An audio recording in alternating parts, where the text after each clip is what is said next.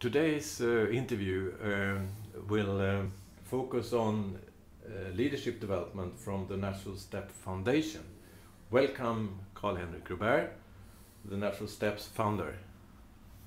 I would like to start to ask you, when we talk about concept, we immediately start to think about the Natural Steps sustainability principles. Why do a leader of today need to know and understand them?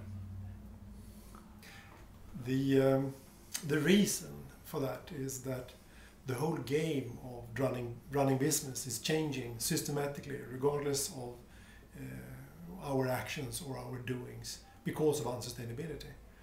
Unsustainability can be perceived as society running deeper and deeper into a funnel of declining resource potential to sustain civilization.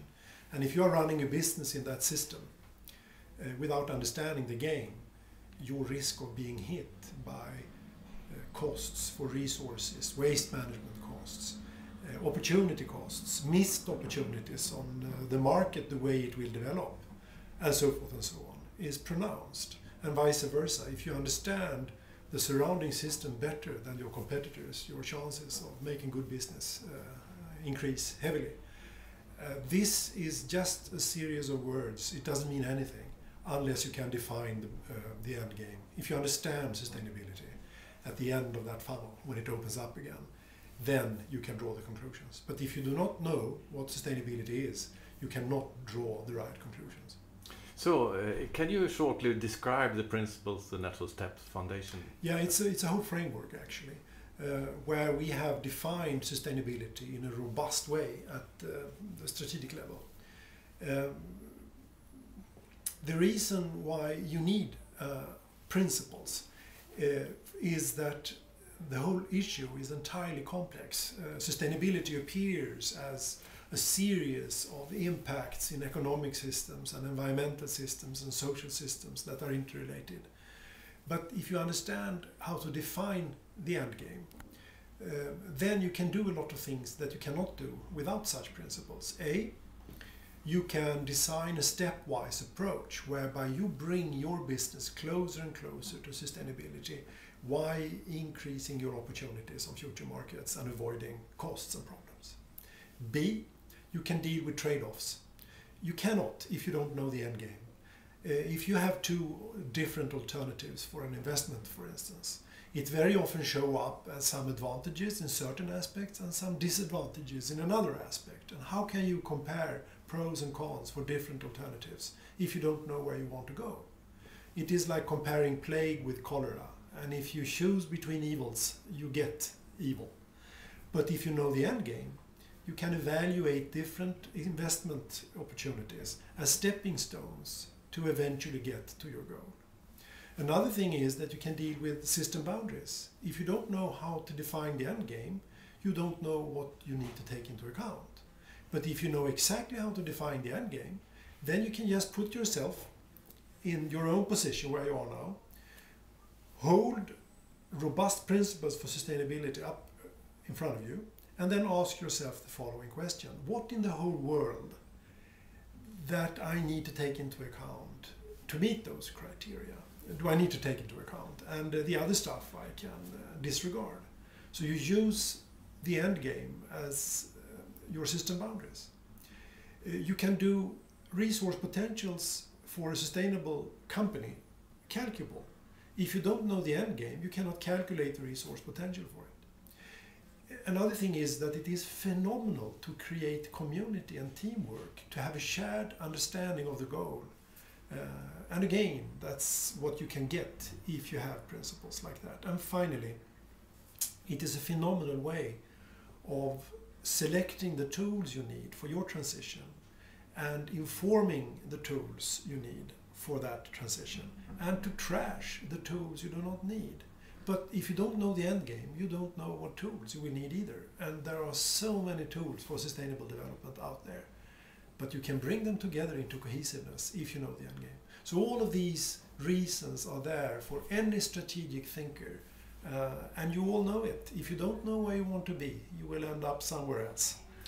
Well, I understand if you understand the end game, and then also that you, when you as a CEO see a lot of different types of tools and principles in the market, how could I value the right tool for my company? If you know the end game, the framework that we have developed works in the following way. By use of those principles, you outline your challenges, your problems, your assets today.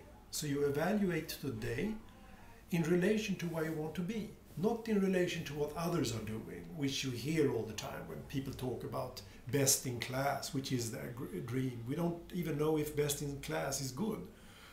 Mostly it's not. Or relating what you want to do in relation to what you did before. For instance, a certain recycling rate. But if you know the end game, then you can design your transition. What is it we need to do to comply with those principles? And once that's comprised into a business plan, now is the time to select the tools you need. Why bother about tools if you don't know where you want to be? But if you know exactly what you want to do, develop a business plan accordingly, now is the time to select the tools you need for that transition.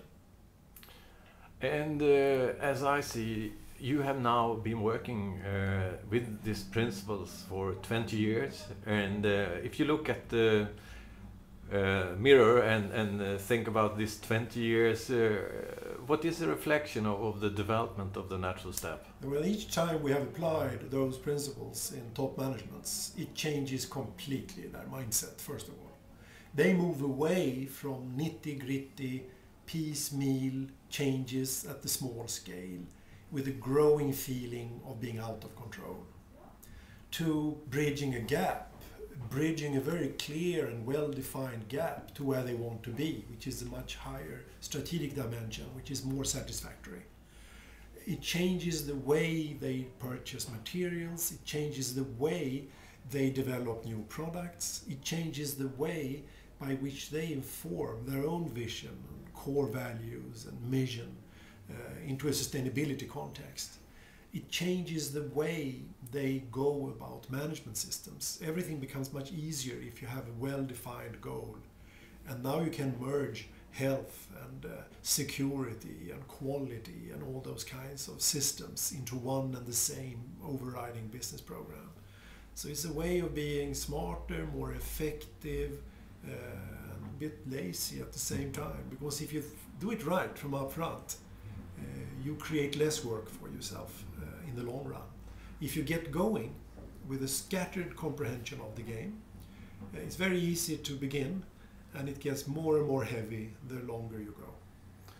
So if you also look back and see the front runners of today, maybe they also are in another position as it was for some years ago. And where do you find the front runners? What are they doing? The wonderful thing is that you find them in all sectors, in all businesses. There are front runners in agriculture, forestry, technology development, energy sector, service sectors. There are forerunners in the banking system, forerunners on the policy arena.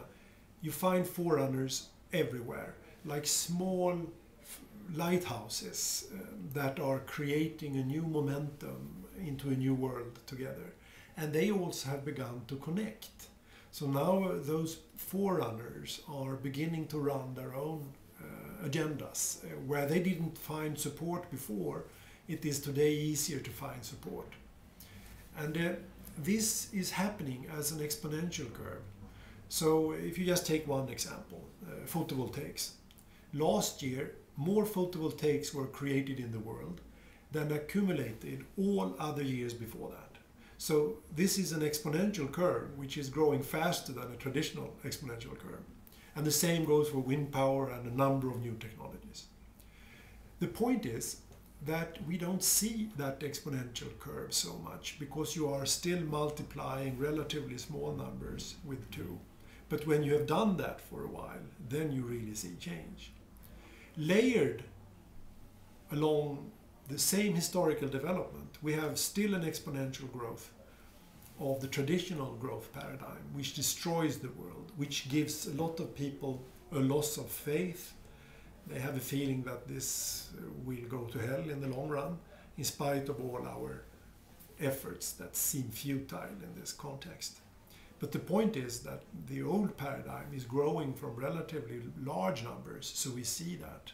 And eventually, if we just wait a little bit longer, the growing curve of the new technology, the clean technologies, the new cultures will influence heavily the old paradigm. And this is how all paradigm shifts before us have happened in human history. So we don't actually have any reason to give up or feel that we don't have a reason for faith. There is an exponential growth of good stuff, and the role models are on all arenas.